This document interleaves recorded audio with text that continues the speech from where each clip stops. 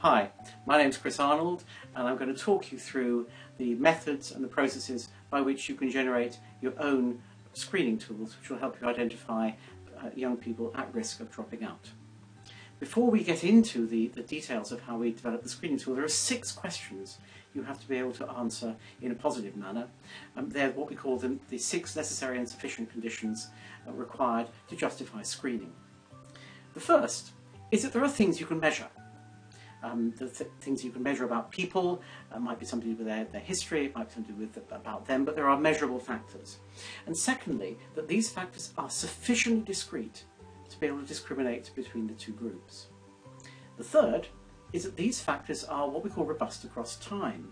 So these aren't things that just come and go in some kind of transient manner, they're things which are stable for 2 or 3 years. So for example, if somebody is moving house a lot, that they are moving house over a period of at least 2 years. Fourthly, you've actually got the money to do this. This does cost money, it has to be economically viable, and it has to be socially acceptable for you to undertake these sort of kind of processes. Fifthly, perhaps most important, once you've got the data, once you've got the tool, are there interventions that you can adopt which will help prevent the dropout? If not, what's the point of going through the process? And sixthly, and don't ignore this one, this will involve some invasion of privacy. And there may be groups who object to that. There has to be a political will that this is a legitimate process. So local politicians, local leaders need to feel that this is a worthwhile process. So those are the 6 conditions. First, that there are measurable factors. Secondly, that they discriminate between the two groups. Third, that these factors are robust across time. Fourth, that you've actually got the money, it's economically viable and socially acceptable to undertake this operation. Fifth, that once you've got the data, once you know, have identified the young people, then there are interventions you can adopt which will help those young people continue with their courses. And sixthly, that the politicians are on board. To generate the model, there are 9 stages you need to go through. And together, Tracy and I will walk you through that process from beginning to end. Stage 1 is quite creative. You have to generate hypotheses about what might be the risk factors which would identify your particular group. In order to do that, if you get young people together and the people that work with those young people, then ask, okay, so what affects you? So that might be teachers or tutors or youth workers or advisors like myself that go into schools and have a look at the things that you think might affect them. So this could be learning difficulties or disabilities, or it could be their attendance at school or their education levels. The second stage is a realistic look at the economics of collecting the data. You've probably got a list of 20, maybe up to 40 different hypotheses that the young people and the staff have generated. Even if all of those pieces of data were easily available, then the time taken to collect all 40 pieces of information is probably too great, particularly when you start to look at large populations. So you must have a look at the economics. How much time would it take you to gather information about each of those possible risk factors? In reality, the other thing that you need to consider is whether or not you can answer yes or no to a question in relation to the factor that you're looking at. For example, in the original study we looked at address type, so how many times a young person had moved around from address to address. So the movement of a young person was the impact that we thought was having an effect on our young people. In order to use that factor, we needed to answer yes or no, so it could be inputted into the spreadsheet.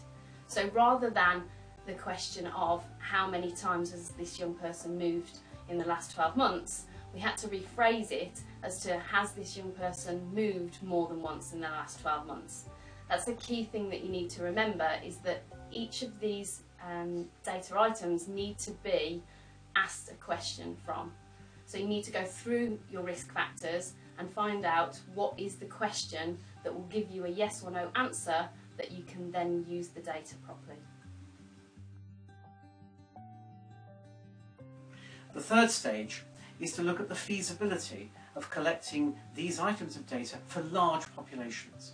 If, for example, you were looking at a whole year cohort in a mid-sized local authority, you're talking about thousands of young people. Is it feasible to collect information on thousands of young people if those pieces of data aren't readily available in some other database? So, a handy hint from me on the practical side for that is that you have to look closely at the factors that you've decided. Can I use the information from existing databases, and is it easily available and easy to access? The best way to do it is to look through the list that you've gone through and just tick or cross which ones you can and can't do.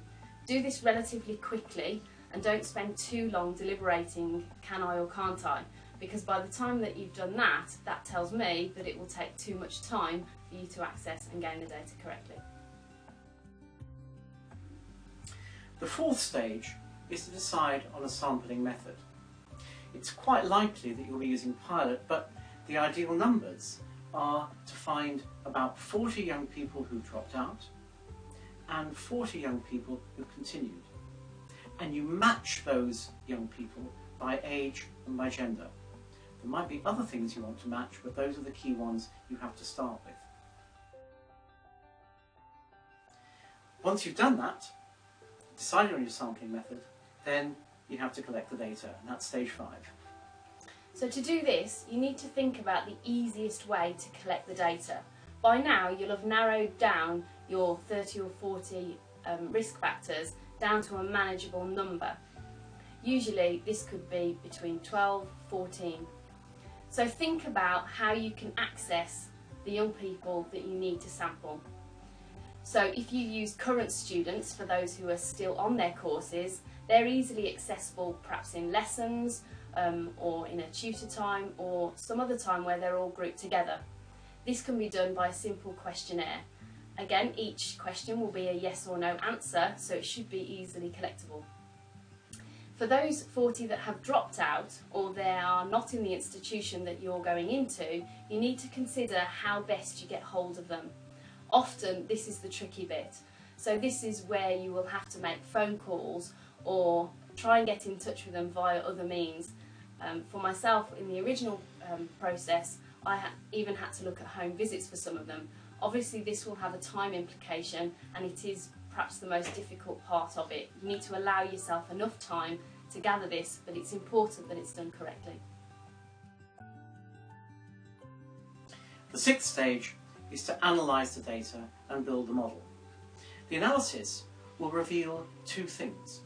First of all, it'll reveal those factors which don't discriminate between the two groups, and that'll be very clear.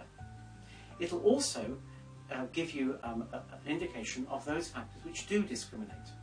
But furthermore, the analysis will give you the weightings of those factors which are statistically significant, and this will allow us to build a model which can be used with a larger group, perhaps a year cohort, to identify the high, medium and also low risk students in the future. Stage 7 is to test the model. It's probably worth not trying the model with a whole cohort, that could be several thousand students, but perhaps find a friendly institution who's prepared to trial it for you. In so doing, you look at a whole year and you run the model, and you then divide these students into one of at least 3 categories. Very high risk, medium risk, low risk, and there might be a 4th category of 0 risk. When you're collecting the data and you're using the model that you've gained, try to remember to make it as easy as possible to gain the information. So could you involve the questionnaire in an induction period, for example? That way you get each student to complete it and it's easily inputted onto the data sheet. The other thing to remember is that if a young person may be absent on that day, you really need to gain that when they're next in so that it's a complete set of data. Stage 8 is to build your interventions. We would encourage you to think in terms of different interventions for the different risk groups. The highest risk groups get the most intensive intervention, followed by the medium risk, followed by the low risk. Think about the high risk in terms of one-to-one contact, so maybe monthly meetings or even more than that if necessary. Maybe contact with parents, make sure that they understand the input as well, will kind of give them a little bit more support and understanding of what support they're receiving and why they're receiving it. The medium risk may be more targeted to events that happen within your local organisation already. We have specific events for young people surrounding careers, so the medium risk students would have a personal invite to those and just be thought of to invited to anything extra that's happening. The low risk would just receive what they normally receive. Finally, stage 9, we have to evaluate both the model and the process. There are 4 different groups that we will need to count. First is the number of high-risk students who did drop out, the number of high-risk students who didn't drop out, the number of low-risk students who did drop out, and the number of low-risk students who didn't drop out. Clearly, what we're looking for is a very small number of young people who dropped out who were in the low-risk group. But, as can happen, the model can miss a particular piece of information. In a previous study, that situation did occur. The group were a very small amount of young girls. These girls had low self-esteem, so they kept coming back to see the advisor even though they were identified as low risk. They needed support with application forms and were scared of making errors. So whilst they were targeted as low risk, they did actually need quite a lot of support. So this was one particular factor that affected a particular group of young people. This just gives an added dimension to the project and something to consider when you're looking at improving the model in the future.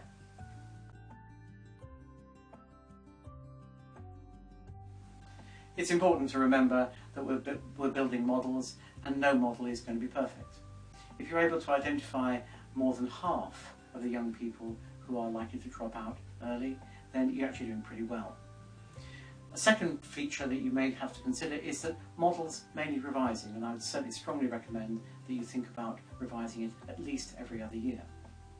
But remember this, that even the most pessimistic estimate is that early intervention in this field will save 4 times its cost over time, and some organisations say it's up to 9 times the saving. So it's well worth going through if it enables you to intervene early to prevent young people dropping out. And the primary aim for me is that we're helping young people, and by successfully helping those people at high and medium risk, we're improving their life chances.